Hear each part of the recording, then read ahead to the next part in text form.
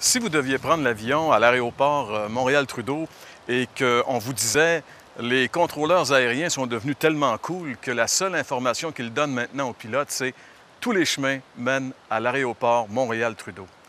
Est-ce que vous vous sentiriez en sécurité?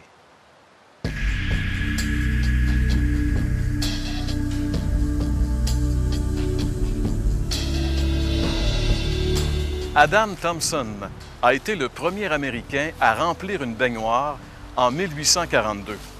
Cette nouvelle alarma tellement le monde médical qu'on s'est mis à dire que ça provoquerait toutes sortes de maladies, le rhumatisme, des maladies respiratoires, si bien que la ville de Philadelphie interdit l'utilisation de la baignoire.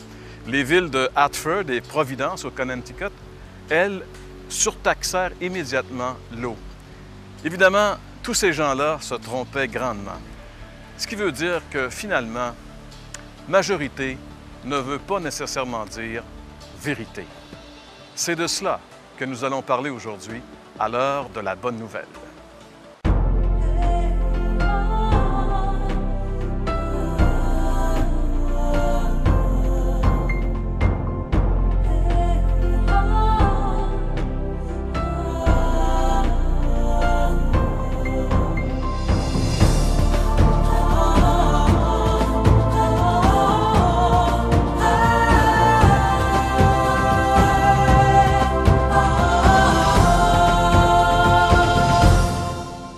François, au début, lorsque je faisais allusion justement à ces contrôleurs aériens, ce que je voulais signifier, c'est que si eux ne donnent pas d'informations très précises aux pilotes, il va y avoir des catastrophes incroyables à l'aéroport. Tout le monde, bien sûr, peut le comprendre. Mais dans le domaine spirituel, la même loi prévaut aussi.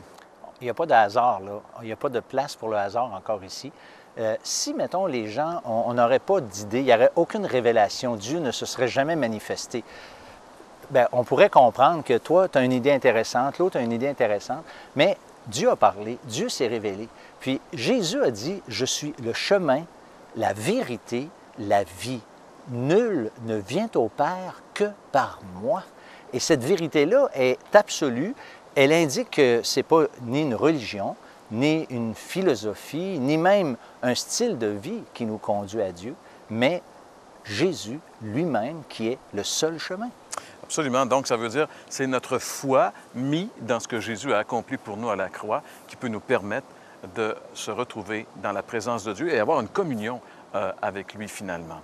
C'est une vérité biblique, c'est une vérité que la Bible nous révèle. Et si vous voulez approfondir ces vérités-là, on vous propose de la littérature, dont entre autres un Nouveau Testament tout à fait gratuitement. Et pour le recevoir, vous n'avez qu'à écouter ce qui suit, on vous donne nos coordonnées.